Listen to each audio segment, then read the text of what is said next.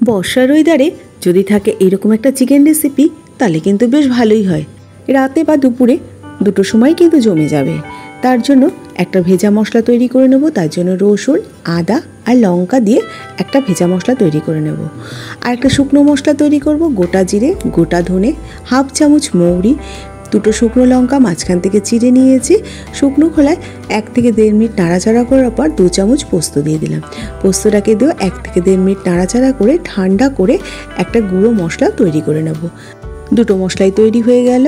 এবার মূল রান্নাতে চলে যাব। কড়াইতে সর্ষের তেল দিয়ে দিয়েছি। তেলটা দুহাওটা গরম করে নিয়ে গোটা গরম মশলা ফোড়নে দিয়ে দিলাম। গরম মশলাটাকে 15 থেকে 20 সেকেন্ড নাড়াচাড়া করে নেওয়ার পর বেশ কিছুটা পরিমাণ পেঁয়াজ কুচি দিয়ে দিলাম। পেঁয়াজটাকে দিয়ে গ্যাসের ফ্লেমটা হাইতে রেখে দিয়ে নাড়াচাড়া করে নিচ্ছি। পেঁয়াজের রঙটা যখন একটু বাদামি হতে শুরু করবে সেই সময় আদা, রসুন, লঙ্কার পেস্টটা দিয়ে দেবো।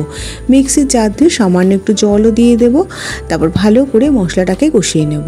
গ্যাসের ফ্লেমটা কিন্তু এই সময় মিডিয়ামে করে দিয়েছি।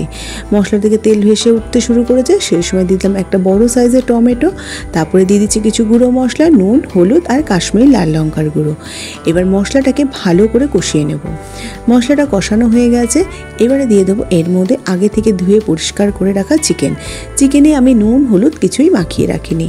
চিকেনটাকে দিয়ে গ্যাসের ফ্লেমটা হাইতে করে দিয়ে প্রথম 5 মিনিট নাড়াচাড়া করে নেব। এই চিকেনে কোনো জল ব্যবহার করব না। চিকেন থেকে যে জলটা বেরোবে তাতেই কিন্তু চিকেনটা সুসিদ্ধ হয়ে যাবে আর গ্রেভিটাও তৈরি হয়ে যাবে। এবার ঢাকা দিয়ে রেখে দেবো। গ্যাসের ফ্লেমটা মিডিয়ামে রেখে দেখুন চিকেন থেকে কতটা জল বেরিয়েছে। এই জলেই কিন্তু চিকেনটা সেদ্ধ হয়ে যাবে। বেশ কিছুক্ষণ জলটাও শুকিয়ে গেছে, চিকেনটাও সেদ্ধ হয়ে গেছে। এবার যে গুঁড়ো মশলাটা তৈরি করেছিলাম সেটা দিয়ে দিলাম। ব্যাস রান্না কিন্তু রেডি। এইভাবেই ঢাকা খুলে খুলে বারবার নাড়াচাড়া করে করে চিকেনটাকে কষিয়ে নেওয়ার পর নামানোর 2 মিনিট আগে মশলাটাকে দিয়ে তেলটা ভাসা ভাসা হয়ে যাবে। তারপরে গ্যাসের ফ্লেমটা বন্ধ করে সার্ভ করে দিচ্ছি। আমি লেমন রাইসের সাথে ভুনা চিকেনটা সার্ভ করেছি। আপনারা রুটি, পরোটা বা লুচি যে কোনো কিছুর সাথেই সার্ভ করতে পারেন। একবার বানিয়ে দেখতে পারেন।